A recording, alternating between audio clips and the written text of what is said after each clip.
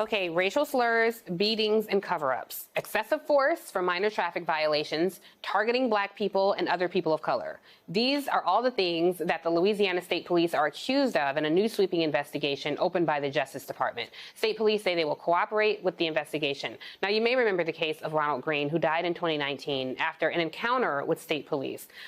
I want to warn you, the footage I'm about to show you is disturbing. But this body camera footage obtained by and edited by the AP shows that Green was beaten, tased, handcuffed, and dragged by officers before his death. But state police initially told his family that he died when his car hit a tree. The DOJ has already opened a separate criminal investigation into Green's death. While he was being beaten, he was shouting to the police officers, "Don't, I'm your brother." It's an absolutely horrific, heartbreaking case. Joining me now is candidate for U.S. Senate from Louisiana, Gary Chambers. Gary, so happy to have you here, sir. How have you seen this manifest in the great state of Louisiana?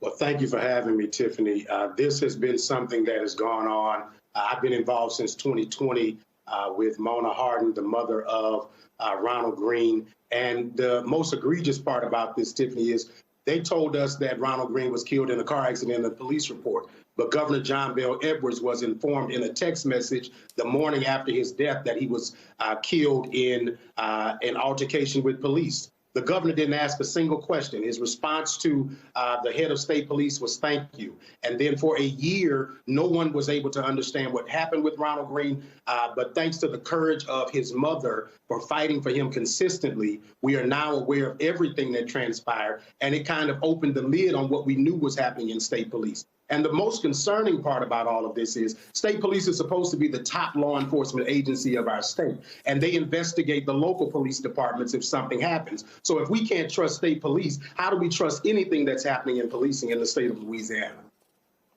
Yeah, and have you're trying to unseat Senator John Kennedy. Has he spoken out on this or weighed in or been in touch with the Green family or done anything around this?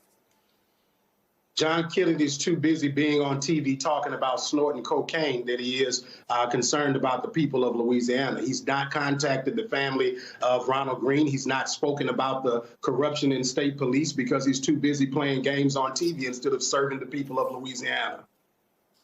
So we do have to talk about it because, look, the George Floyd Justice and Policing Act will not pass the Senate. You're trying to go to the upper chamber where a lot of things remain gridlocked.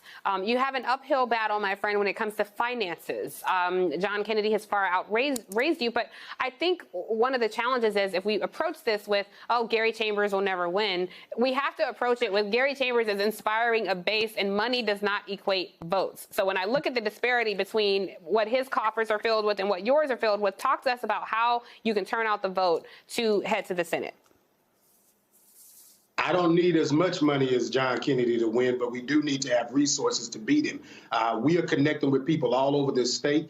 He is not polling high.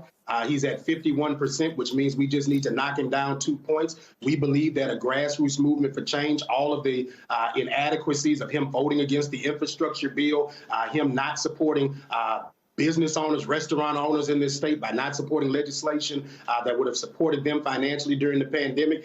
He's failed the people of Louisiana. Our state ranks 50th. And if people from around the country and Louisiana help us organize and fundraise, we're going to send him to retirement. All right. Final question. Next week, I believe, marks 1 year since that viral moment when we heard you talk about Connie. What happened to Connie? What happened to her? We saw her leave and we ain't heard from girlfriend since. Connie is unfortunately still on the school board here in Baton Rouge, but she is up for re-election this year and going to be challenged. And I'm going to do everything in my power to make sure that she's not re-elected.